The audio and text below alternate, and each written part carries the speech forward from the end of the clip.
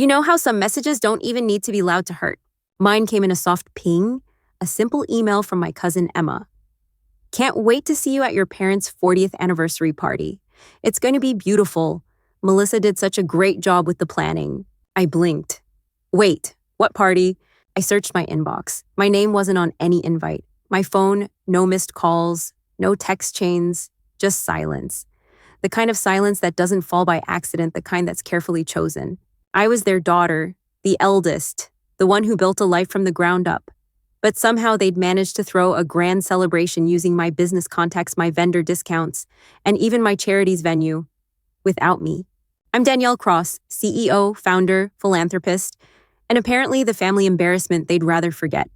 There's a strange ache that comes when you realize the people you once called home don't even consider you part of the picture anymore. Literally. Later, I'd discover old photos, childhood snapshots with my face deliberately scratched out. I'd uncover speech drafts that rewrote history to highlight everyone else's role and erase mine. But this isn't a story about revenge. It's about what happens when someone decides to stop shrinking to fit a version of family that was never built to include them. It's about the day I stopped waiting for an invitation and took ownership of the room they booked without me. We all have a version of this, don't we? Maybe you weren't left out of a party. Maybe it was a conversation, a family photo, a celebration you helped build but weren't allowed to enjoy, and slowly you began to wonder, is it me, or did they always mean to leave me behind? That question. It stayed with me for years, until one afternoon in my office sipping lukewarm coffee reading that email from Emma, I finally knew the answer. It wasn't an accident. It was a pattern, one I had the power to end. So if you've ever been made to feel like success makes you selfish, if you've ever watched your own story get told by people who never understood you, if you've ever felt like the black sheep simply because you refused to settle, then this story is for you. Because this time, I didn't show up to crash the party. I showed up because I owned the building, and I had a few truths to share, truths too big to stay quiet anymore. Let's begin.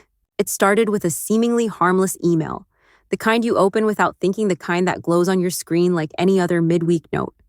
My cousin Emma, ever the cheerful soul, had written, "So excited for your parents' anniversary. Melissa's done a stunning job with the details. Can't wait to see the whole family." I read it twice, then once more. Surely I had missed something, an earlier message, a formal invite, a call, anything.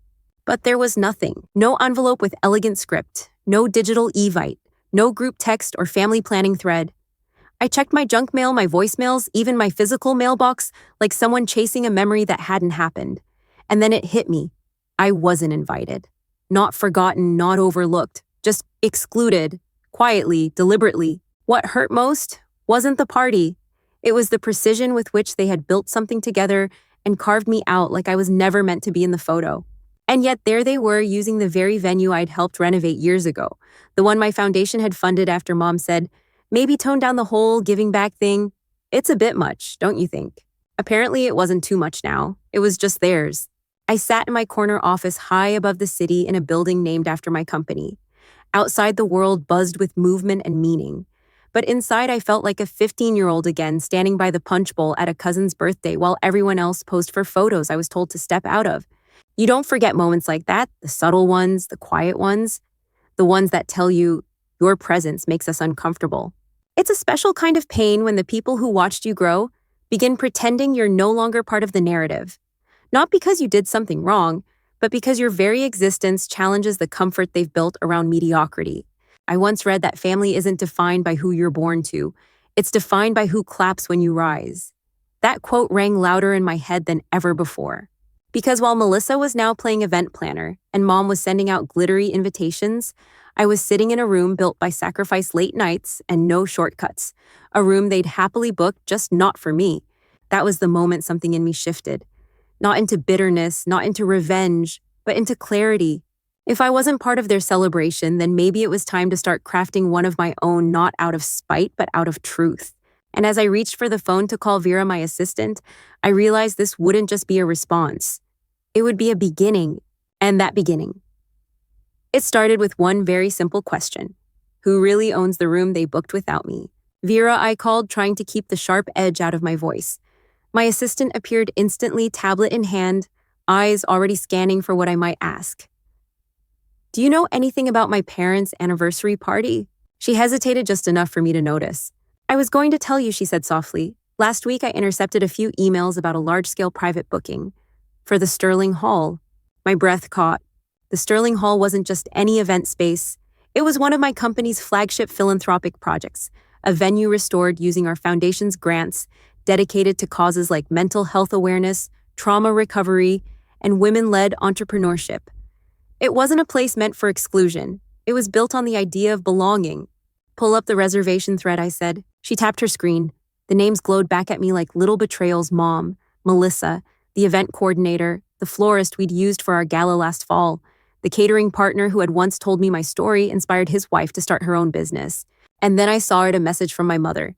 "Please don't let Danielle find out we used her contact list. You know how she gets when she's not in control." I stared at the message, then out the window, watching traffic flow like nothing had changed. But everything had. They'd built their fantasy celebration using my relationships, my reputation, my name, and they still didn't want me there. Not even in the shadows, not even acknowledged. It wasn't about the space. It was about the entitlement, the belief that my success was theirs to borrow so long as they didn't have to invite the woman behind it. There was a time I might have let it go, smiled politely, told myself it wasn't worth the energy, but this time, something felt different. This wasn't just a party, it was a pattern. And patterns only stop when someone decides to draw a line. The irony wasn't lost on me. The same daughter once told to tone it down was now the silent engine behind their sparkling event. And while Melissa was playing host in a space I helped fund, I was being written out of my own legacy. But here's the thing about legacies, they come with paper trails. And paper trails lead back to ownership. I looked at Vera, pull the contract on the Sterling Hall, find out who holds the lease and who's managing vendor access. She nodded on it. Because if they wanted to plan a party behind my back, I wanted to see how they'd react when the wall started whispering the truth. And what I found next would make it clear this party wasn't just about family. It was about power, and I still held the deed. The package was small, a cardboard box with no return address dropped quietly at reception with nothing but my name in careful cursive. Vera handed it to me like it might contain something delicate. In a way, it did. Inside, wrapped in worn tissue paper, were photographs. Dozens of them. Old family prints, school events, summer picnics, holidays by the lake. At first I smiled. Then I noticed a pattern. In every photo, my face had been scratched out. Not ripped, scratched, some with a pen, some with fingernails, one with what looked like the corner of a coin. It wasn't just an accident or careless damage from age. It was intentional, deliberate, like I had never been there at all. My hand trembled as I lifted one image, my high school graduation. I stood to the side in my cap and gown, clutching a medal, the one I'd won for academic excellence. In the foreground, Melissa beamed with a bouquet, even though she hadn't graduated that day. My parents posed with her, smiling wide. My face again was ruined, faded, cut. This wasn't just personal. It was a quiet campaign, years of edited memories, sculpted to tell a story where I never shined too brightly, never stood too tall. Looking through those images, I didn't feel rage. I felt grief. Grief for the girl in those photos who thought if she just succeeded more, loved harder, kept proving herself she'd eventually earn her place at the table. Instead, she was being erased one frame at a time. And the worst part, no one ever said it aloud. That's how rewriting history works, not with declarations, but with omissions. With who's cropped out. With who's never mentioned in the speech. With who's always taking the photo instead of being in it. I think in some way I'd always known. The awkward silences when I shared big news, the tight smiles when I mentioned press coverage or business awards, the way Mom would pivot every conversation back to Melissa, no matter the topic. They weren't uncomfortable with me. They were uncomfortable with who I refused to shrink into. That day I stopped asking why. Why didn't they clap? Why didn't they call? Why couldn't they just be proud? Because the answer didn't matter anymore. What mattered was that I finally saw the pattern for what it was, not neglect, but intention. And sometimes the only way to reclaim your story is to stop trying to be part of theirs. As I repacked the box, a quiet certainty settled in. I might not be in their pictures, but I was about to be in every headline that followed. Oh, because there's one thing no one tells you about the past they tried to erase, you can build something stronger from the pieces. And I was just getting started. When I called Gage, my longtime legal advisor and real estate confidant, I didn't start with small talk. Is the Sterling Hall still privately owned? I asked. He didn't sound surprised. Funny timing. The owner's been thinking about a quiet sale. Family emergency, needs out fast. Why? I didn't answer right away. I was staring out the window, watching a city I helped shape, where I had fought for every square inch of respect. Because I finally said, "It seems I've been financing a family event I wasn't invited to, and I'd like to correct that." He chuckled, not unkindly. So this is that kind of move. No, I replied, this is that kind of moment. By Friday, the paperwork was on my desk. The price was steep, but more than within reach. I reviewed every clause, carefully vendor control booking, overrides ownership transfer. I didn't rush. I'd waited a lifetime for this kind of clarity. One signature and the hall would be mine. Not symbolically, legally, publicly, quietly for now. People often assume reclaiming power requires shouting from rooftops. But sometimes it's a silent stroke of a pen, like repurchasing the ground someone once thought you were too unimportant to stand on. And maybe it wasn't just about the building. Maybe it was about the moment I realized I didn't need an invitation to walk through doors I had helped build. Too many women are taught to apologize for being the foundation, for being the one who holds everything up, for building while others take credit. But foundations are what last, even when the party ends. When Gage handed me the keys, he raised an eyebrow. "You sure you're not doing this to crash their celebration?" I smiled. "No, I'm doing it to reclaim the story and maybe to rewrite the ending." I stood there for a moment, holding those keys, not with bitterness, but with resolve. The kind of resolve that comes when you stop chasing approval and start owning your place. And as I slipped the keys into my bag, I felt something lift. Not revenge, not victory. Relief. Because there's a power in knowing that this time I wouldn't need to raise my voice. I own the mic. I own the lights. I own the room.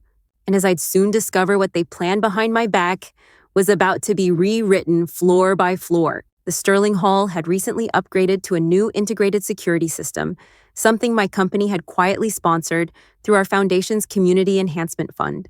It was state-of-the-art real-time audio multi-angle feeds, remote archive access. A security measure meant to protect guests. Ironically, it ended up protecting the truth. "Vera," I said, keeping my voice calm, pull the surveillance logs from the main ballroom and the prep room. "I want to know what's being rehearsed." She hesitated just for a second.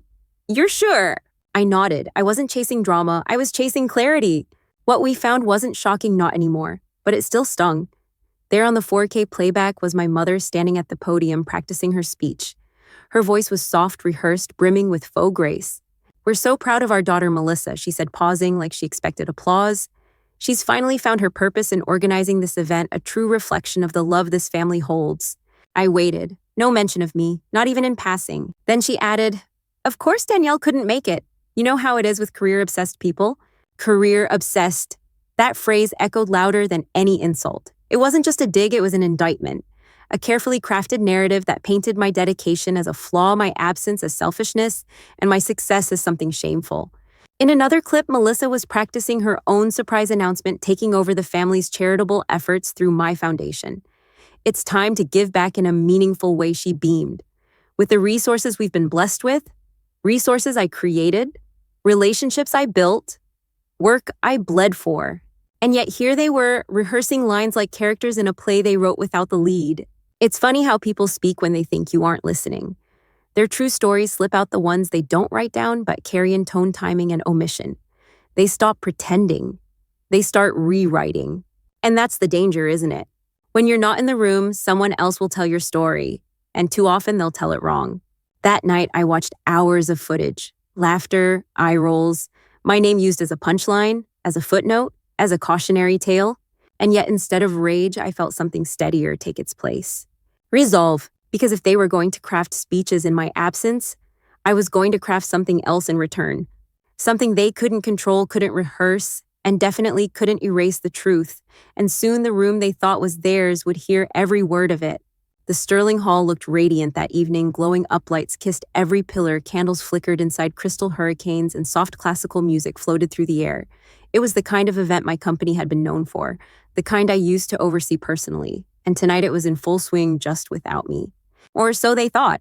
From the presidential suite upstairs, the one reserved for the venue's owner, I watched the live security feed while Vera adjusted the final line in the announcement script. "You still want to go through with this?" she asked, a soft edge of concern in her voice. I nodded. "I'm not here to ruin anything. I'm here to reveal it." Downstairs, Melissa fluttered between tables like a self-appointed queen. My mother stood near the podium, checking note cards and mouthing her carefully rehearsed speech. Guests were beginning to settle, glasses in hand, unaware they were about to witness something not listed on the program. Then came the moment. The house lights dimmed, the event manager took the mic, and with practiced poise said, "Ladies and gentlemen, before we begin tonight's celebration, please welcome a very special guest, the owner of the Sterling Hall." The room stilled, and in that silence I stepped through the double doors, gauge by my side, heart steady, heels clicking against marble like punctuation, heads turned, gasps followed. I wasn't dressed to blend in, I was dressed to be seen. Black silk structured shoulders and the kind of grace that came not from fashion but from choosing to stand tall when others expected you to disappear. I walked straight to the stage. Melissa's champagne flute slipped from her hand, shattering on the floor, like the illusions she'd built. "Good evening," I said into the microphone, my voice clear, warm. "I hope you're enjoying the venue. I know I am."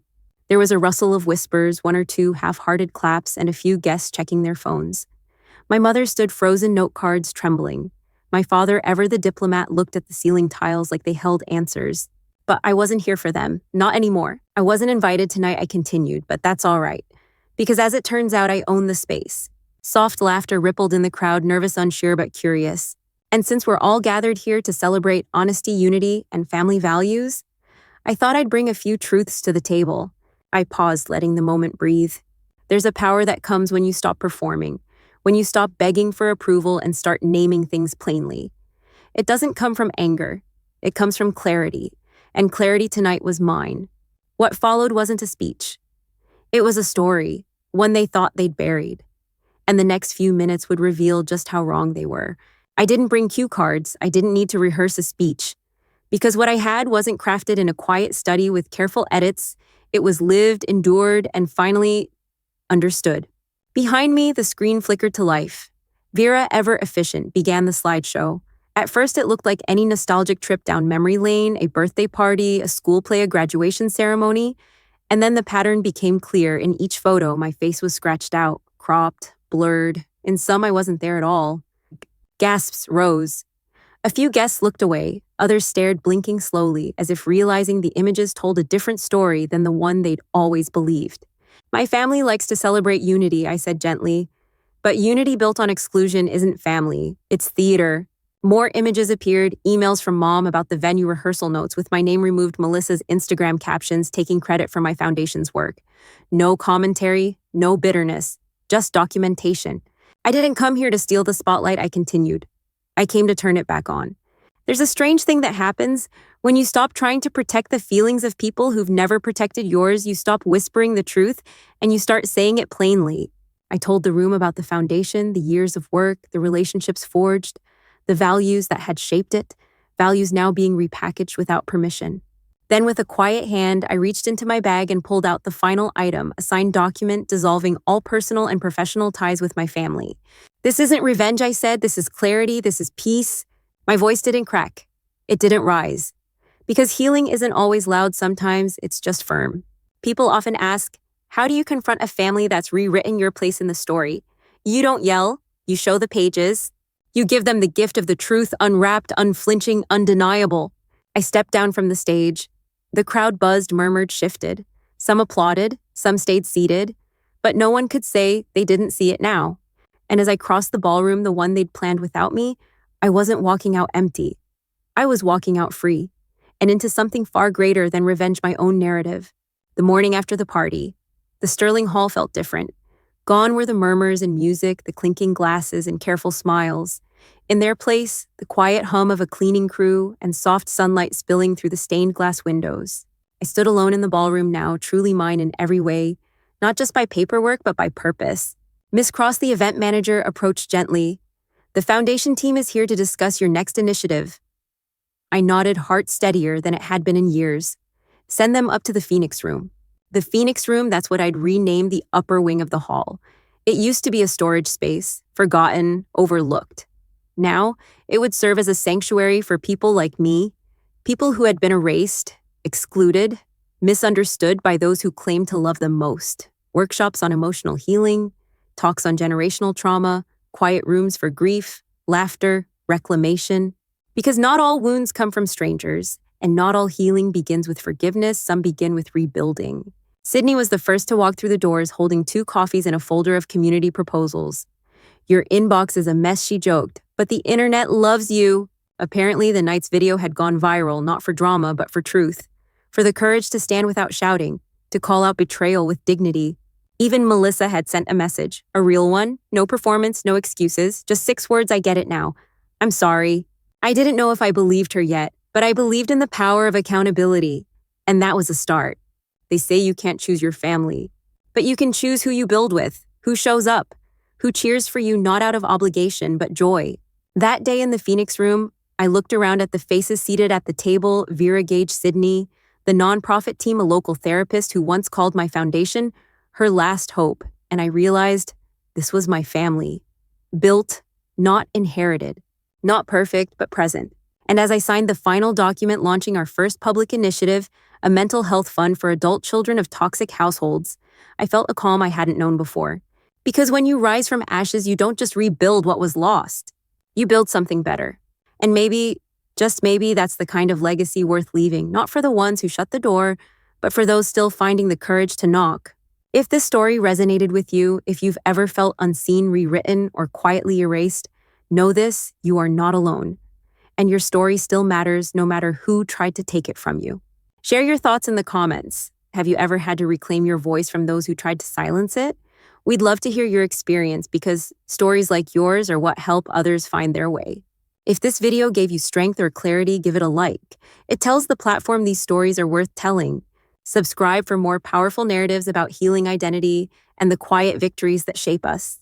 And finally, pass this along to someone who needs it today. Sometimes all it takes is one story to remind someone that they still have a voice, and it's time to use it. Because rising from the ashes isn't the end of your story, it's where the real one begins.